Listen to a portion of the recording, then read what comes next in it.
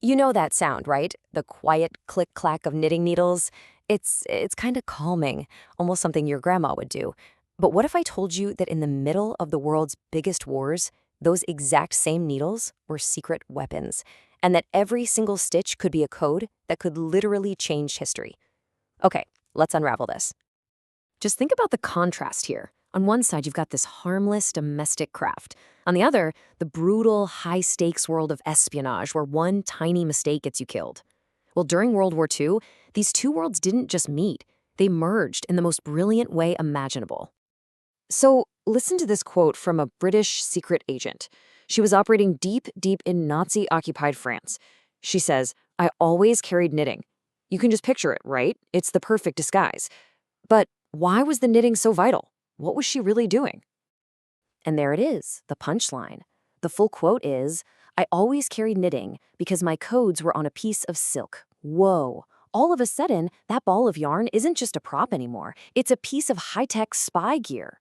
The genius here wasn't just about looking innocent. It was about hiding incredibly dangerous secrets right out in the open.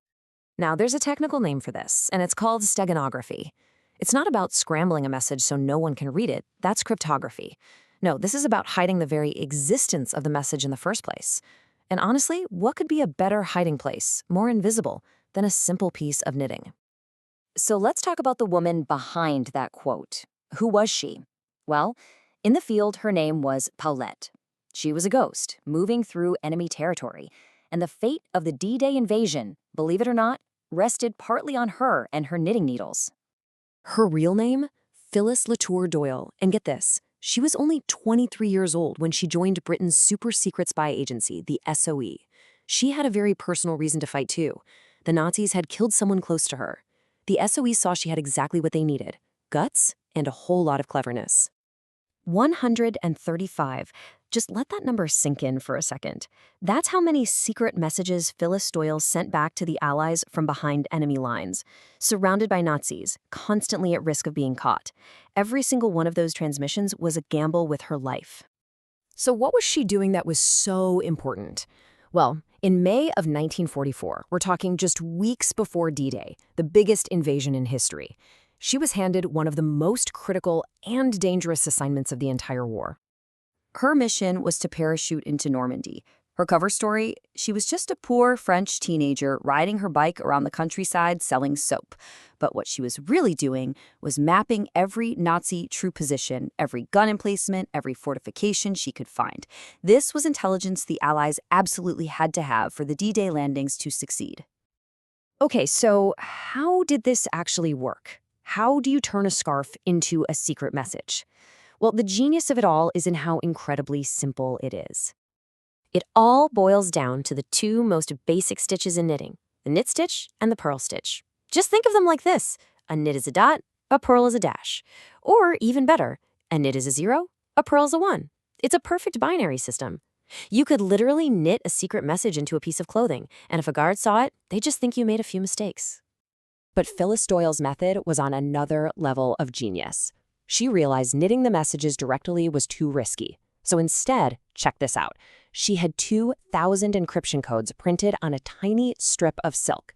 Then she'd wrap that silk tightly around one of her knitting needles, tuck that needle inside a hollow shoelace, and then use that very shoelace to tie up her hair.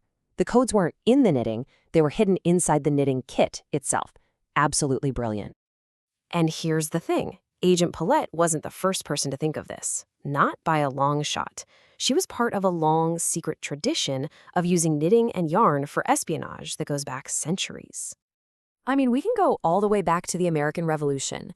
There was a spy for George Washington named Molly Rinker who would hide secret messages inside balls of yarn and then just drop them off a cliff to soldiers waiting below. And in World War I, the Belgian resistance had women sit by their windows pretending to knit while they used different stitch patterns to record the types of German trains going by. Now, compared to other codes they were using at the time, like hiding messages in poems, knitting was just so much better. I mean, an enemy codebreaker might think to check a famous poem for a secret cipher, but who's going to suspect a scarf? Its greatest strength was that it was so easy to explain away.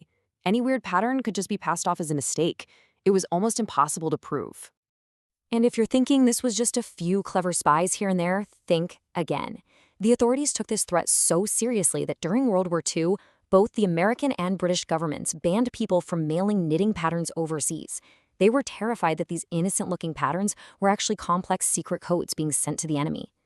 So this is all incredible history, right? But why should we care about it today? Well, because the simple logic these knitting spies used has a direct and frankly shocking connection to the technology that runs our entire world right now. Think about it. That simple binary system, knit, purl, dot, dash, 0, 1. That is the exact same fundamental logic, the ones and zeros of binary code, that is the foundation for every single piece of modern technology. The language of a humble scarf and the language of a supercomputer, they basically share the same DNA. Which kind of leaves us with one last big question. The spies back then used knitting because it was everywhere and no one paid it any attention. It was the perfect place to hide something important.